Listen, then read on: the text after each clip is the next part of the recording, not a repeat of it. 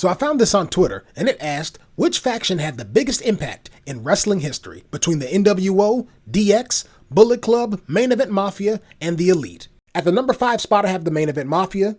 Nobody talks about this group outside of Scott Hall's fat jokes and Booker T beating up TNA roster members.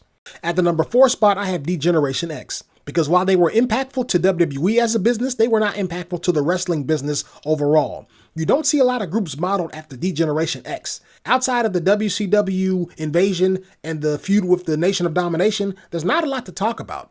At the number 3 spot, I have the Bullet Club, a group so influential in New Japan Pro Wrestling it helped to open them up to a more global audience. Their merch sales were off the charts. WWE had to explain to Hot Topic executives that this wasn't a WWE shirt. There have been influential members of the group. They've done so much in professional wrestling. They defined it in the late 2010s. At the number 2 spot, I have the Elite, formerly a subgroup of New Japan's Bullet Club that surpassed them in popularity and impact.